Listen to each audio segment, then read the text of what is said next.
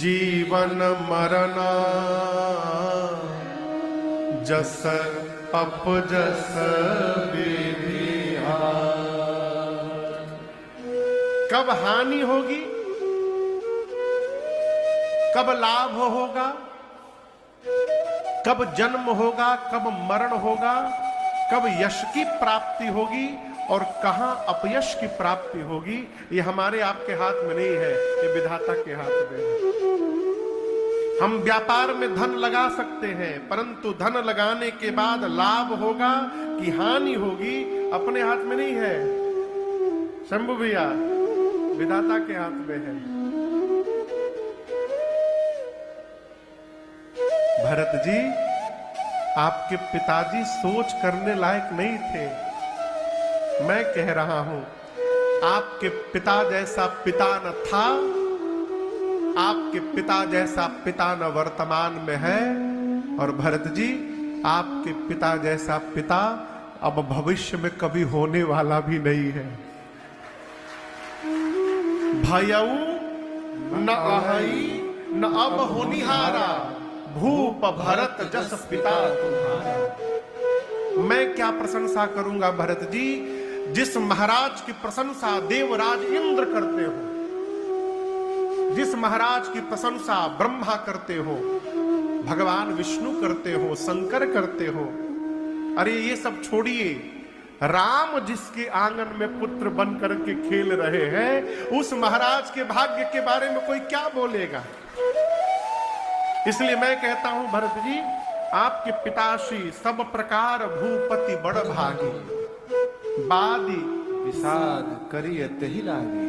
आप व्यर्थ में उनके बारे में ग्लानि कर रहे हैं भरत जी, आपके पिताजी ग्लानि करने लायक नहीं रहे। और हम एक बात कहें, आपके पिताजी को भरत जी प्राण से प्रेम नहीं था, आपके पिताजी को वचन से प्रेम था।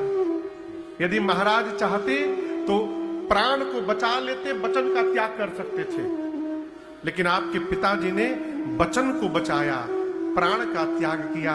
आपके कुल की परंपरा है, रघुकुल रीति सदा चलिया, प्राण जाई बरु वचन न जाई। आपके कुल की परंपरा है पुत्र। यही जानकर आपके भैया एक वचन मान करके वन में चले गए। मैं कहता हूं, दूसरा वचन मान करके आप राजा बन जाइए भरत जी। देखिए, लोक सम्मति है, वेद विदित है, पिता जिस पुत्र को सत्ता देता है वही पुत्र उस सत्ता का अधिकारी होता है। और आपको एक बड़ी गूढ़ बात मैं बताऊं, ये जो बात गुरुजी ने कही कि लोक वेद विदित सम्मत सबही का, जेहि पितु देई सो पावई टीका, पिता जिस पुत्र को सत्ता देता है वो पुत्र अधिकारी होता है, ये बात गुरुजी ने जानबूझकर भरत जी से कही। क्यों? ये गुरुजी एक संकेत दे रहे हैं कि सत्ता का अधिकारी वही है जिसको पिता सौंपना चाहता है। भरत जी इस संकेत को पकड़ लिए। भरत जी मन में सोचे, गुरुदेव आप जो कह रहे हैं उसके अनुसार तो पिताजी मुझे नहीं देना चाहते थे, पिताजी भैया को देना चाहते थे। इसका अर्थ है इस सत्ता का अधिकारी भरत नहीं है, इस सत्ता के अधिकारी मेरे भैया राम है। भरत जी को मंत्र मिल गया। और दूसरी बात मैं आपसे निवेदन करूं, बोलूं, बुरा नहीं मानेंगे ना? घर में कोई बड़ा है ना हमसे, तो अपने बड़े के रहते कभी घर का मालिक नहीं बनना चाहिए। ये धर्म है, ये धर्म है। क्यों नहीं बनना चाहिए महाराज? हम तो भैया से बहुत पढ़े लिखे अधिक हैं, हम तो भैया से अधिक पैसा भी कमाते हैं, हम मालिक क्यों नहीं बनेंगे?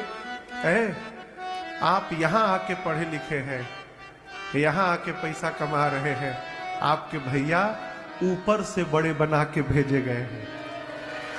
इसका क्या करिएगा? इसको कैसे बदल दीजिएगा हो, सावधान। और दूसरी बात माई बाप, जो आनंद छोटा बन के जीने में है, वो आनंद बड़ा बन के जीने में मिलने वाला नहीं है। छोटा बन के रहिए, कोनो टेंशन नहीं, कोनो बात हो के भैया संभालेंगे ना, है बड़का भैया है ना, संभालेंगे।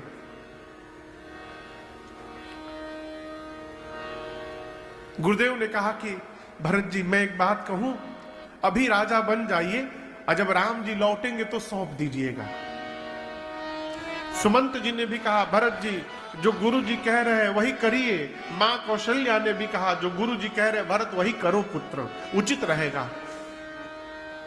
भरत जी खड़े होकर सबको प्रणाम किए। अब बोले मैं एक बात बोलूं? गुरुदेव ने कहा कहो। गुरु भरत जी बोले गुरुदेव, यदि कोई स्त्री सिर से लेकर पांव तक जितने गहने हैं सारे गहने पहन ले, सबसे ऊपर कौन सा गहना होता है? मांग टीका, यहां से। और शरीर में सबसे नीचे कौन सा गहना रहता है? पांव की उंगली में बिछिया।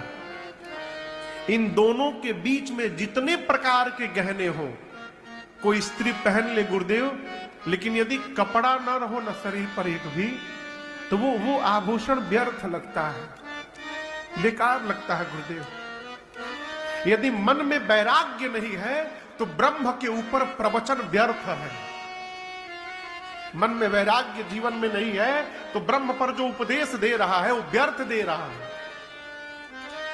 शरीर में यदि रोग लग जाए ना, तो रोग लगे हुए शरीर के लिए 56 प्रकार का व्यंजन व्यर्थ है, उसका कोई अर्थ नहीं गुरुजी। हृदय में यदि प्रेम नहीं है तो जप तप व्रत पूजा सब बेकार है। कितना भी सुंदर शरीर हो उसमें यदि प्राण नहीं है गुरुदेव तो वो शरीर व्यर्थ है। गुरुजी बोले ये सब क्यों सुना रहे हो? भरत जी बोले गुरुदेव उसी प्रकार अयोध्या में आप सब लोग हैं, लेकिन यदि मेरे भैया राम नहीं है तो भरत के लिए ये अयोध्या व्यर्थ है, इसका कोई अर्थ नहीं मेरी दृष्टि में। मेरे लिए अयोध्या व्यर्थ है। और आप सब लोग मुझे राजा बनाना चाहते हैं, लेकिन जो मैं देख रहा हूं आप में से कोई नहीं देख पा रहा है। अभी मैं राजा बना नहीं हूं, केवल मेरे नाम की प्रस्तावना रखी गई है कि भरत राजा बनेगा। यही हुआ है ना? भरत जी कहते गुरुदेव देखिए मैं कितना बड़ा पापी हूं, अभी केवल मेरा नाम सामने आया पिताजी मर गए, मेरा नाम सामने आया मेरे भैया वन में चले गए। गुरुदेव जिस दिन ये पापी सिंहासन पर बैठ गया ना, ये धरती बर्दाश्त नहीं कर पाएंगी और ये धरती फट के रसातल में चली जाएंगी। गुरु जी इस सिंहासन पर धर्मशील राजा चाहिए। मेरे समान इस ब्रह्मांड में कौन पापी होगा? मोहि समान को पाप निवासु, जही लगी रहा मसीह वनवासु। जिस भरत के कारण मेरे प्रभु को वन में जाना पड़ा, मेरे से बड़ा पापी कोई नहीं होगा। आप सबने अपनी बात कही, अब आज्ञा हो तो मैं अपनी बात कहना चाहता हूं। गुरुदेव तो मन ही मन गदगद हो गए भरत जी की बात सुनकर। अपने द्वारा सिखाया हुआ संस्कार दिखाई पड़ रहा है गुरुदेव को। गुरु जी बोले बताओ पुत्र क्या चाहते हो? भरत जी बोले गुरु जी एक आंख इहै मन माहे, प्रात काल चली हूँ प्रभु पाहे। भरत जी बोले गुरुदेव इस समय मन में केवल एक ही भाव जग रहा है कि मैं कल प्रातः काल वन में भैया के पास जा रहा हूं। यहां दर्शन करिए, भरत जी ये नहीं बोल रहे कि गुरुजी मैं आपसे पूछ रहा हूं, मैं आज्ञा नहीं मान रहा हूं। क्यों? अनुमति लेने में भय है। आप मना कर देंगे तो रुकना पड़ जाएगा। मैं आपसे पूछ नहीं रहा हूं गुरुजी, मैं आपको बता रहा हूं कि कल प्रातः काल ये भरत वन में जा रहा है।